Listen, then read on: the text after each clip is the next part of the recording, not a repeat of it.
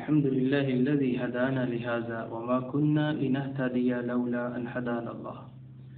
أما بعد فقال الله تبارك وتعالى في القرآن المجيد: أعوذ بالله من الشيطان الرجيم. بسم الله الرحمن الرحيم. تعملون بالمعروف وتنهون عن المنکر. رسول کائنات صلی اللہ علیہ وآلہ وسلم کا ارشاد گرامی ہے. اللہ کے رسول صلی اللہ علیہ وآلہ وسلم نے فرمایا: لوگوں، راستے کے اندر نہ بیٹھا کرو. صحابہ کرام نے کہا: اللہ کے رسول، راستے کے اندر بیٹھنا ہماری مجبوری ہے، ہم نے کوئی بات چیت کرنی ہوتی. نبی صلی اللہ علیہ وآلہ وسلم نے فرمایا: اگر آپ نے راستے کے اندر بیٹھنا ہی ہے تو پھر راستے کا حق ادا کر دیا کرو. صحابہ کرام نے پوچھا: اللہ کے رسول، راستے کا حق کیا بنتا ہے؟ اللہ کے نبی صلی اللہ علیہ وسلم نے فرمایا: اپنی نگاہ کو نیچے رکھنا.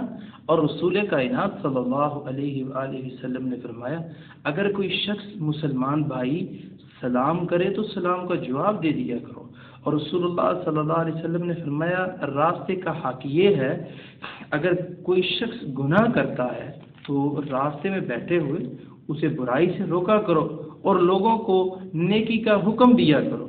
یہ حدیث جو ہے یہ بخاری کے اندر کتاب الاستئذان کے اندر یہ حدیث رسول کائنات صلی اللہ علیہ وسلم کی آ رہی ہے. اور اس حدیث نے آج کل کے معاشرے کے اندر ہمیں کتنا بڑا سبق دیا اور کتنے بڑے برائی کے کام سے ہمیں منع کیا ہے اور روکا ہے. اور اگر بیٹھنا ہی ہے، اگر کوئی مجبوری ہے بیٹھنے کے لیے، پھر تم نظر کو نیچے رکھو، کیونکہ جو شخص نظر کو نیچے رکھتا ہے وہ نظر کے زنا سے محفوظ ہو جاتا ہے اور بہت بڑی بڑی برائیوں سے اللہ رب العالمین اس کو بچا لیتا ہے.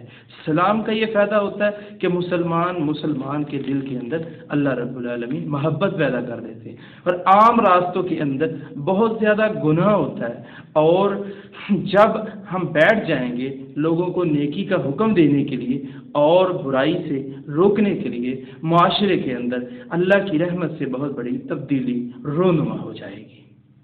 اللہ سے دعا ہے مولا کریم ہمیں راستے کے حقوق اور حق کو بغور اللہ رب العالمین اس کو توجہ کے ساتھ ادا کرنے کی توفیق عطا فرمائے.